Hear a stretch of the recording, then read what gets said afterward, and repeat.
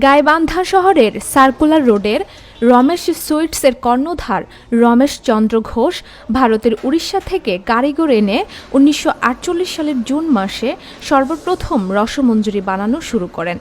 এরপর ধীরে ধীরে রসমঞ্জরির স্বাদে মানুষ আকৃষ্ট হয় এবং সারা দেশে এর পরিচিতি ও সুনাম ছড়িয়ে পড়ে। রসমঞ্জরি প্রস্তুত করা হয় দুধ, ছানা, ক্ষীর ও চিনির মিশ্রণে। ছোট ছোট গোলাকার ছানার তৈরি মিষ্টিতে ঘন রস ব্যবহার করা হয় বলে একে রসমঞ্জরির নামে ডাকা হয়।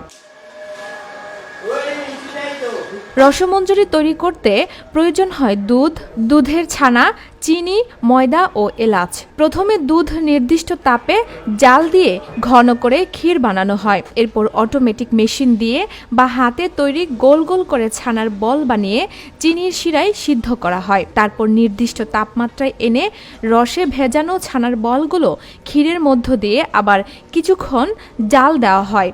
এতেই তৈরি হয়ে যায় দারুণ স্বাদের রসমঞ্জরি। গাইবান্ধা শহরের সব মিষ্টির দোকানে কম বেশি রসমঞ্জরি পাওয়া যায়। এর মধ্যে উল্লেখযোগ্য রমেশ সুইটস ও গাইবান্ধা মিষ্টান্ন ভাণ্ডার। এসব দোকানে প্রতি কেজি রসমঞ্জরি ৩৮০ থেকে ৪০০ টাকায় বিক্রি হয়। স্বাদে, গুণে ও মানে অতুলনীয় গাইবান্ধার রসমঞ্জরি। না খেলে এর স্বাদ বোঝা সম্ভব নয়। ১০০ কেজি দুধ নিলে এটাতে জাল করতে হতে প্রায় ৫ থেকে ৬ ঘন্টা লাগে। আর এটা হচ্ছে রসমঞ্জরি শিরা হিসাবে ব্যবহার করা হয়। আর এটাতে হচ্ছে ১০০ কেজির ভিতরে ৩ কেজি চিনি দেওয়ার লাগে, ২.৫ থেকে ৩ কেজি চিনি দেওয়ার পরে এই দুধটা আস্তে আস্তে মনে করেন জাল হইতে হইতে কালার হয়ে আসে, লালটে একটু হয়, ঘিয়া কালার হয়। এখানে গাইবান্ধা জেলার সব থেকে বিখ্যাত রসমঞ্জরি যে তৈরি হয়, সব থেকে বেশি তৈরি হয় গাইবান্ধা মিষ্টান্ন ভাণ্ডারে। এখানে প্রায় প্রতিদিন গড়ে ৮০০-৯০০ লিটার দুধের ক্ষীর তৈরি হয়। ছানাটা নিয়ে আসি আমরা মনে করেন যে পরিমাণ মতনে ছানাটাতে একটু সুজি, ময়দা ও চিনি ব্যবহার করি। তার সঙ্গে সাদা এলাচির গুঁড়ো আছে, এটা ব্যবহার করো। ছানাটা মনে করেন যে মিক্স করে তারপরে আমরা মেশিনে দিই। মেশিনে দেওয়ার পরে ছোট ছোট গুটি হয়। গুটি হওয়ার পরে আমাদের চিনি রস করা আছে, চিনির রসের মধ্যে আমরা গুটিটা ছেড়ে দিই। ছেড়ে দেওয়ার পরে ওখানে ৫ থেকে ৬ মিনিট জাল হয়। জাল হওয়ার পরে ওখান থেকে আমরা রসে আবার পাতলা রসে নামাই। নামানোর পরে আমরা ফ্যানের নিচে ঠান্ডা করি। ওখানে ঠান্ডা করার পরে আমাদের ওখানে যে খামারিরা দুধ দিয়ে আসে, ওখানে থেকে পাশের কারখানা থেকে দুধ আসে। ওই দুধটা আমরা ৩ থেকে ৪ ঘন্টা জাল করি। জাল করার পরে বাদামি কালার হয়। কালার হওয়ার পরে আমরা ওখানে ক্ষীরটা নিয়ে আসি। নিয়ে আসার পরে এই গুটি সহ ওখানে আমরা মিক্স করি, একসঙ্গে মিক্সার করি। জি, গাইবান্ধা মিষ্টান্ন ভাণ্ডারের রসমঞ্জরি এটা হচ্ছে একটা ঐতিহ্যবাহী একটা রসমঞ্জরি। গাইবান্ধা মিষ্টান্ন ভাণ্ডারে খুব সুস্বাদু আর কি। রসমঞ্জরি আগে হাত দিয়ে তৈরি করা হতো। বর্তমানে রসমঞ্জরি তৈরিতে ব্যবহৃত হয় আধুনিক প্রযুক্তি। এখন অটোমেটিক মেশিনের সাহায্যে হাতের স্পর্শ ছাড়াই রসমঞ্জরি তৈরি করা হয়, তাই এর মান আগের চেয়ে অনেক ভালো। ১৯৪৮ সালের ২৮শে জুন স্বর্গীয় রমেশচন্দ্র ঘোষের হাত ধরেই এটা শুরু। বর্তমান অবয়বটা যেভাবে বাজারে প্রচলন আছে, তারপর থেকেই বর্তমানে যে রসমঞ্জরি আপনার গাইবান্ধাতে প্রায় ২০-২৫টা দোকান আছে। সব দোকানেই এই আকৃতির রসমঞ্জরিটাই আপনার বাণিজ্যিক বলেন অথবা ব্যবসায়িক বলেন, এইভাবেই আপনার তৈরি করে থাকে। বগুড়ার দই, নাটোরের কাঁচাগোল্লা, আপনার পোড়াবাড়ির চমচম মানে টাঙ্গাইলের, এইরকম গাইবান্ধারও রসমঞ্জরি ঐতিহ্যের একটা অংশ।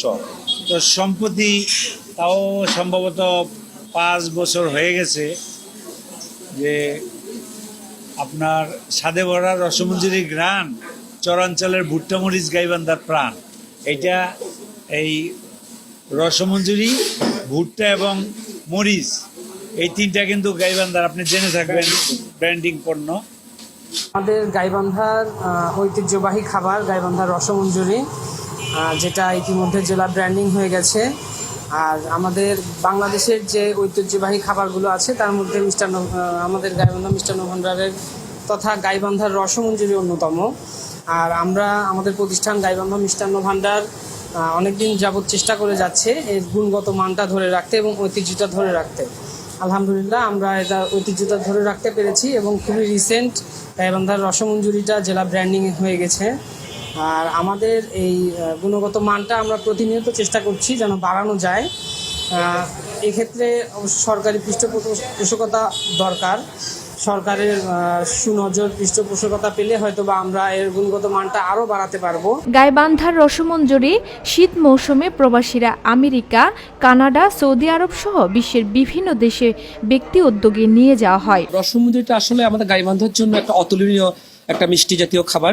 এটা শুধু গাইবান্ধা নয়, এটা রংপুর বিভাগের, আমি মনে করি রংপুর বিভাগের সর্বোৎকৃষ্ট মানের খাবার একটা রসমঞ্জরি, যেটা আমাদের আত্মীয় স্বজন বেড়াইতে গেলেও আমাদেরকে রসমঞ্জরির কথা বলে।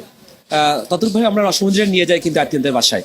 খেতে তো অতুলনীয়, এটা একদম ব্যতিক্রমী খাবার, যেটা অন্য জেলায় যে আমরা অনেক খেয়েছি, মিষ্টি খেয়েছি বা রসমালাই খেয়েছি, এটা একেবারেই ব্যতিক্রমী খাবার। আর এটা আন্তর্জাতিকভাবেও স্বীকৃতি পেয়েছে এই রসমঞ্জরিটা। এই রমেশ সুইটসের রসমঞ্জরি এতটাই মজাদার, এতটাই সুস্বাদু, মানে মুখে লেগে থাকে এবং মজার খাবারের জন্য মনে হয় যে বারবার খেতে আসি। এবং এই রসমঞ্জরিটা আমরা ছোট থেকে খেয়ে আসছি এবং এতটাই সুস্বাদু, আমাদের মনে হয় যে এই মজার মধুর মিষ্টির মতন, মানে মধুর মতন মিষ্টি মুখে লেগে আর থাকে এবং মনে হয় যে মজা করে আরো খাই। আসছি বগুড়া থেকে। আমরা একটা কাজে আসছিলাম, তো অনেকবারই গাইবান্ধা আসা হয় এবং গাইবান্ধার ঐতিহ্যবাহী রমেশ ঘোষের স্পেশালি এই রসমঞ্জরিটা অনেক জনপ্রিয়, সেই সাথে অনেক সুস্বাদু। সো আমাদের মূল আসার উদ্দেশ্য ছিল অন্য কিছু, তারপরে যখন গাইবান্ধাতে আসছি সেক্ষেত্রে একবার হলেও এই রমেশের সুইটটা ট্রাই করে যাই আমরা, এবং স্পেশালি রমেশ ঘোষেরটা এটা আমরা বেশিরভাগ ক্ষেত্রে চয়েস করে থাকি। শহরে আসলে এই রসমঞ্জরি খাই, কারণ রসমঞ্জরিটা খুব টেস্টি, একদম সুস্বাদু। আর গাইবান্ধার এটা রমেশ ঘোষের সবাই জানে, সবারই সেরা আর কি। তোর ভাই আসছে চট্টগ্রাম থেকে, তাকে গাইবান্ধার ঐতিহ্যবাহী এই যে রসমঞ্জরি এটা খাওয়ানোর জন্য এখানে আসছি।